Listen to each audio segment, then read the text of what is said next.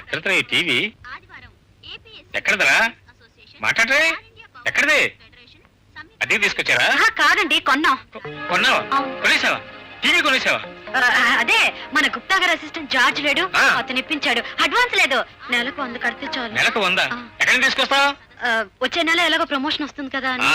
ఆకాశంలో power icon పడింది కదా, నేల మీద కూరకు మసాలా నువ్వేస్తావు అనమాట. అసలే 3 మాసాల నుంచి ఇల్లు లోటు బడ్జెట్ నడుస్తుంటే అది పుచ్చుకునే పని లేదా? ఇలా దుబారా ఖర్చు చేస్తారా? ముష్టివాడి గుడిసెలో కూడా టీవీ ఉంటుంది, మన ఇంట్లోనే లేదు. పొద్దున ఎదురింటికి పిల్లలు టీవీ చూడడానికి వెళ్తే ఆవిడన్న మాటలకు నా తల కొట్టేసినట్టయింది తెలుసా? ప్రతిదానికి పిల్లలకు వంక. టీవీ నీకు కావాలని చెప్పి. అవునండి, నాకే కావాలి. ఏమంటారు?